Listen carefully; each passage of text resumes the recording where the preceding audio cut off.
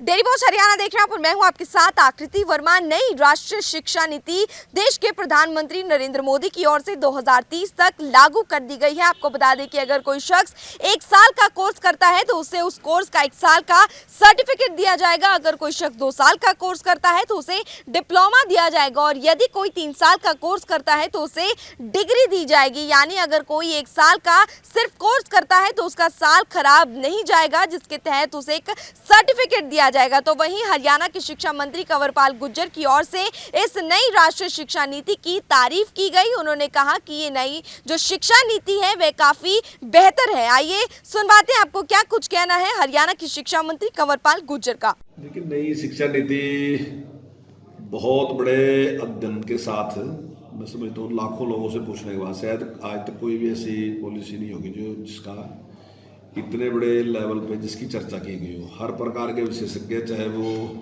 शिक्षाविद थे उनके साथ ही बातचीत की गई, चाहे वो राजनीतिक लोग थे उनसे बातचीत की गई, जो आम आदमी था उससे बातचीत की, हर वर्ग के साथ बातचीत करने के बाद तो ये शिक्षा नीति बड़ी है बड़े लंबे टाइम के बाद।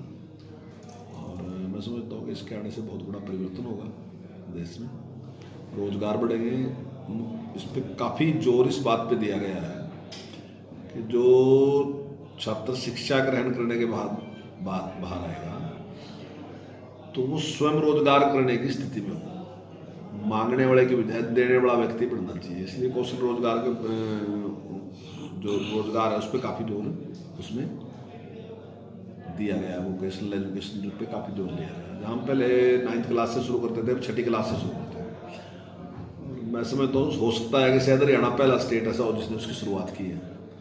अब की बार हमारे पास 90,000 से ज़्यादा स्टूडेंट जो हैं वो 6ठी क्लास में हैं और पहले 9th में हमारे पास 1,96,000 स्टूडेंट हैं जो वोकेशनल एजुकेशन ले रहे हैं। और हम किट देने वाले भी शायद हम ही पहले स्टेट हैं जो उनको किट भी दे रहे हैं ताकि बच्चे पूरा ट्रेंड होकर बाहर जाए वो काम करें। दूसरे इस पे और इस बात पे जोर दिया गया, जिससे पहले अंग्रेजी पे बहुत जोर रहेगा तो उसमें मातृभाषाओं पे ज़्यादा जोर दिया गया कि जहाँ की जो भाषा है उसमें उसको एजुकेशन देनी चाहिए बच्चे को। हिंदी में भी जोर है और वहाँ की अगर कोई लोकल लैंग्वेज है उस पर जोर है। दुनिया का भी जो तजर्बा है वो यही है कि जहाँ जिन स्टेटों ने अपनी भाषा पढ़ाई ना वहाँ के रिजल्ट अच्छे हैं और जिन लोगों ने दूसरी भाषा पे ज़्यादा जोर रखा वहाँ के रिजल्ट उसके मुकाबले में अच्छे नहीं हैं। हमारे यहाँ भी इंग्लिश पे बहुत ज़्यादा जोर रहा और बहुत बड़ी संख्या में ऐसे स्टूडेंट हैं जो केवल और केवल इसी वजह से उन्होंने पढ़ाई को बीच में छोड़ दिया, ड्रॉप आउट कर दिया कि उनकी इंग्लिश अच्छी नहीं थी। हालांकि ऐसा नहीं था कि उनके पास योग्यता थी लेकिन इसकी वजह से तो उस सारे के सारे में एक परिवर्तन किया। दूसरा, इस प्रकार की भी छूट दी गई कि जैसे कोई साइंस साइड का बच्चा है लेकिन एक विषय ऐसा है जिसमें उसकी महारत हासिल है, मान लीजिए संगीत में उसकी महारत हासिल है, लेकिन अगर वो BSc कर रहा है तो फिर संगीत में तो नहीं हो जा सकता।